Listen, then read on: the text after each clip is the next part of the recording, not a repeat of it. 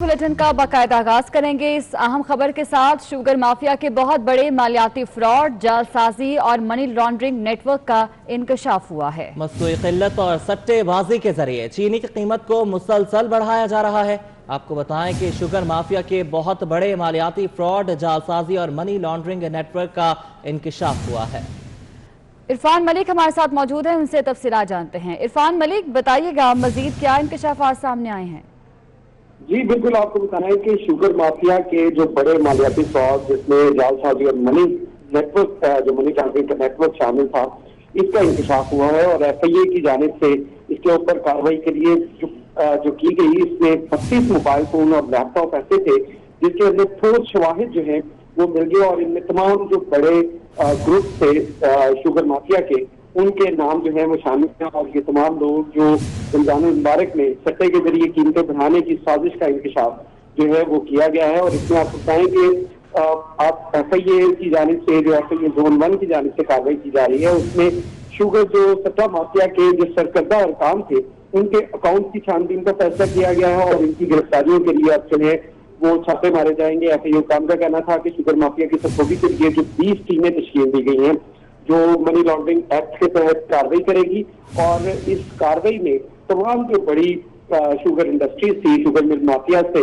उनके अकाउंट जो हैं उनको भी चेक किया जाएगा और उसमें ये इंकशाफ हुआ जो 20 मोबाइल फोन और लैपटॉप बरामद किए गए, उसमें वो ये बेज़ाब्तियों का इंकशाफ हुआ है। बहुत शुक्रिया इरफान मलिक आपका। पीपल्स पार्टी ने मरीम नवाज की नापेशी पर रैली में शिरकत का ऐलान कर दिया। कमर जमान कायरा कहते हैं कि वो काफिले की क़यादत खुद करेंगे। कारकुनान और पार्टी रहनुमाओं को भरपूर तैयारी के साथ रैली में शिरकत की हिदायत भी जारी कर दी है। मरीम नवाज 26 मार्च को नैब में पेश होंगी। पीपल्स पार्टी ने मरीम नवाज की नापेशी पर रैली में शिरकत का ऐलान कर दिया है।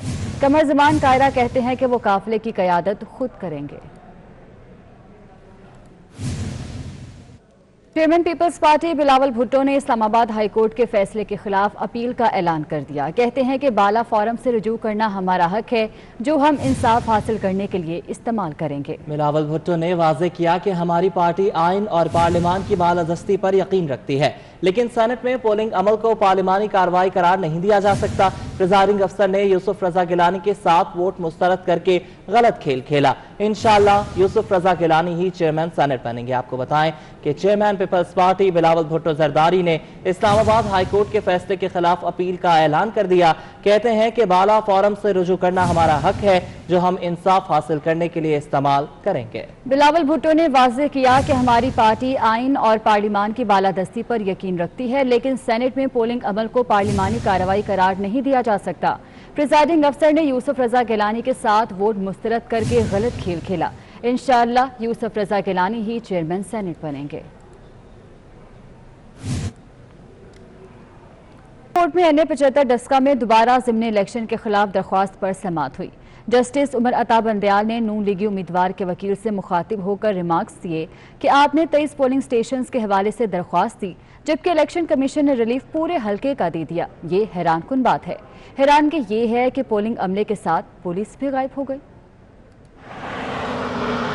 जस्टिस उमर अता बंदयाल की सरबराही में 3 रुकनी बेंच ने केस की समाअत की। तहरीक इंसाफ के उम्मीदवार के वकील ने मौक़िफ़ अपनाया कि इलेक्शन कमीशन की शिकायत का मरकज पंजाब हुकूमत की नाकामी है, हालांकि पुलिस के साथ रेंजर्स भी तैनात थी। जस्टिस सजाद अली शाह ने रिमार्क्स दिए कि हुकूमत नहीं, सूबाई इंतजामिया की बात की गई। जस्टिस उमर अता बंदयाल ने रिमार्क्स दिए कि आपकी दलील पंजाब हुकूमत का एक तरफा मौक़िफ़ है, हम इलेक्शन कमीशन के मौक़िफ़ को भी सामने रखेंगे। नून लीगी उम्मीदवार के वकील सलमान अकरम राजा ने दलाइल दिए कि ये आम केस नहीं बल्कि मुनज़्ज़म धांधली और साजिश का केस है। जस्टिस सजाद अली शाह बोले, क्या गायब होने वाले प्रिजाइडिंग अफसर पुलिस स्क्वाड में थे? जिस पर वकील ने बताया अमले की गाड़ी के हमरा पुलिस की गाड़ियां भी मौजूद थीं। जस्टिस उमर अता बंदयाल ने रिमार्क्स दिया कि हैरानगी है कि पोलिंग अमले के साथ पुलिस भी गायब हो गई। अदालत ने सलमान अकरम राजा को तैयारी के साथ आने की हिदायत करते हुए करार दिया, हमें हकाइक बताएं, कल केस की समाअत मुकम्मल कर लेंगे। पानी सदर में मिलिट्री एजाज़ात की तकसीम की तकरीब हुई, जिसमें DG ISPR major general Babar Iftikhar को हिलाले इम्तियाज़ मिलिट्री के अवार्ड से नवाजा गया। ऐवान सदर में मिलिट्री एजाज़ात की तकसीम की तकरीब मुनक़िद हुई, जिसमें DG ISPR major general Babar Iftikhar को हिलाले इम्तियाज़ मिलिट्री के अवार्ड से नवाजा गया।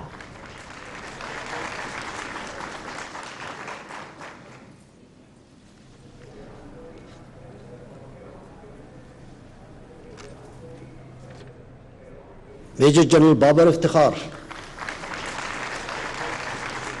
इस्लामाबाद में खवातीन के लिए अलग मार्केट बना दी गई। मुनफरिद बाजार में सिर्फ खवातीन ही शॉपिंग कर सकेंगी, जबकि दुकानदार भी खवातीन होंगी। इस्लामाबाद से सबा बजीर की रिपोर्ट देखिए।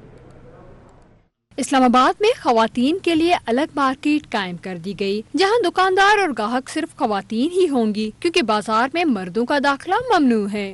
बाजार में खवातीन अपनी मनपसंद अशिया तसल्ली से खरीद सकेंगी। मार्केट में मेकअप का सामान, ज्वेलरी और कपड़ों समेत खाने पीने की अशिया भी दस्तयाब हैं। मार्केट की मैनेजर अरूबा इमरान कहती हैं कि मुनफरिद बाजार में तमाम सहूलियात एक छत तले मिलेंगी। खवातीन आज़ादी के साथ अपना कारोबार कर सकती हैं। यहाँ पे सिर्फ लेडीज को सिर्फ हम लोग शॉप्स ही नहीं दे रहे, बल्कि हम इसके साथ साथ उनको एक रोजगार मुहैया करें कि वो यहाँ पे आए, हमारे साथ काम करें और ट्रेनिंग भी हासिल करें। मार्केट में आने वाली खवातीन ने भी मंसूबे को खुशआइंद करार दिया। उनका कहना था कि खरीदारी में मुश्किलात का सामना रहता था, लेकिन अब आसानी रहेगी। इधर जो आगे खरीदार होते हैं, जो बेचते हैं चीजें, वो भी आगे खवातीन होती हैं, जिनसे हम खरीदते हैं वो भी खवातीन होती है, तो हम बहुत कंफर्टेबल होते हैं हर चीज खरीदने में। आसानी होती है चीज लेने में, अपनी हर ख्वाहिश का इजहार करने में। खवातीन मार्केट के कयाम से न सिर्फ खवातीन को खरीदारी के लिए पुरसुकून माहौल मुयसर होगा, बल्कि उन्हें अपना कारोबार चलाने में भी मदद मिलेगी।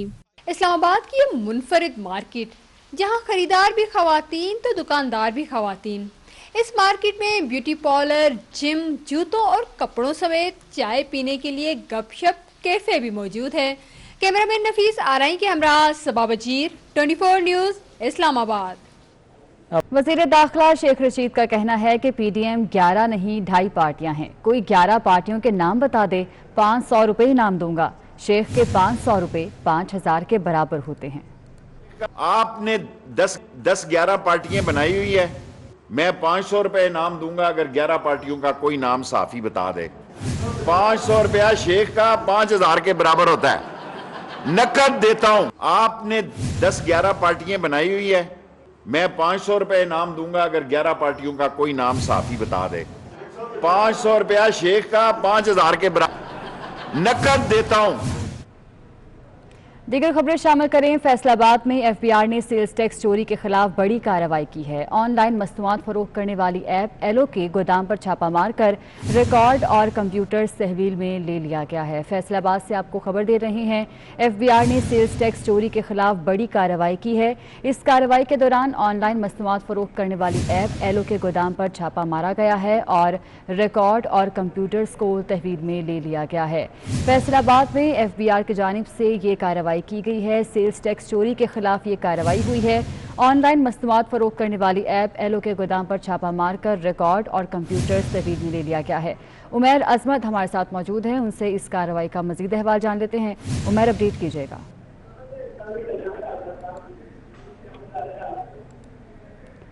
उमैर, आप हमें सुन पा रहे हैं तो बताइएगा इस कार्रवाई के हवाले से।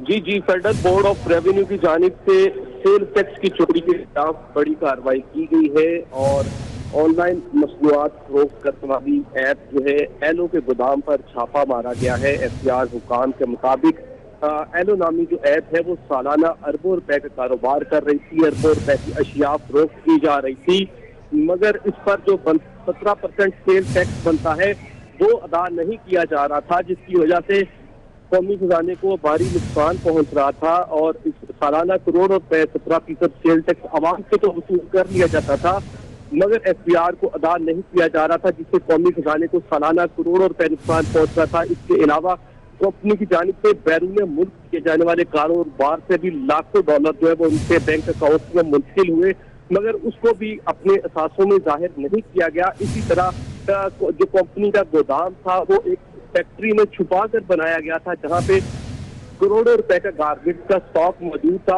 और अपने सेल टैक्स के गोशवारों में वो स्टॉक भी जाहिर नहीं किया जा रहा था और जो कौमी खजाने को इस कंपनी की जानिब से भारी नुकसान पहुंचाया जाता था। एफबीआर हुकाम ने वहां पे कार्रवाई करते हुए तमाम रिकॉर्ड और कंप्यूटर जो है वो अपनी तहवील में ले लिए हैं और इसके मुताबिक इस हवाले से मजीद तहकीकात की जा रही है कि एग्जैक्ट अमाउंट में कितना नुकसान जो है वो अब तक इस 3 सालों के दौरान कंपनी की जानिब से। ठीक है, इस हवाले से कार्रवाई की जा रही है। उमैर, बहुत शुक्रिया आपका।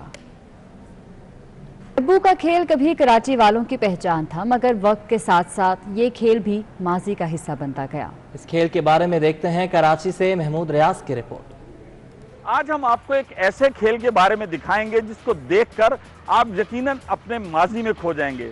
तो आइए आपको लेकर चलते हैं। यह है डब्बू, जो कैरम की बिगड़ी शक्ल कहलाता है। ये खेल शहर के मुतवस्सत इलाकों में बहुत शौक से खेला जाता था, मगर वक्त गुजरने के साथ साथ इसकी मकबूलियत में कमी वाक़या हो गई। तो खत्म हो गया। पहले कैरम बोर्ड था जो हम लोग खेलते थे, अभी डब्बू आने से कैरम तो फेल हो गया। खेलने के लिए 50 रुपए चाहिए, है या नहीं? अब आदमी 50 रुपए में 10 रुपए और मिला के खाना नहीं खा लेगा। यह डब्बू जरूरी है, डॉक्टर ने कहा है कि खेलो। आज की नस्ल भी डब्बू से वाकिफ जरूर है, मगर मोबाइल फोन की मौजूदगी और डब्बू क्लब्स की कमी ने इस खेल को बुला दिया। मैं तो कहता हूँ होना चाहिए डब्बू, और ताकि बच्चे भी अपना टाइम पास करने आ सकें। रात में खेलते हैं, बड़े बड़े खेलते हैं यहाँ पर। टाइम भी नहीं मिलता, पहले टाइम था, स्कूल की छुट्टियाँ पड़ी हुई थी, जब डब्बू खेल लिया करते थे। अब स्कूल भी खुलने वाले, तो इसलिए कोचिंग वगैरह भी जाते हैं, टाइम नहीं मिलता। आज की नस्ल भी डब्बू से वाकिफ जरूर है, मगर मोबाइल फोन की मौजूदगी और डब्बू क्लब्स की कमी ने इस खेल को भुला दिया। माजी का डब्बू जहां एक खेल था, वहीं एक बैठक का काम भी करता था, जो अब किस्सा पारीना बनता जा रहा है। डब्बू कराची वालों का मकबूल तरीन खेल था, जो अब कहीं खो गया है। हुकूमत अगर इस खेल की सरपरस्ती करे तो इसमें भी बहुत टैलेंट है और नौजवानों को एक अच्छा खेल दोबारा मिल सकता है। कैमरामैन नुमान सईद के हमरा महमूद रियाज, 24 न्यूज़, कराची। न्यूज़ स्टूडियो से फिल वक्त इतना। हाजिर होंगे हेडलाइंस के साथ।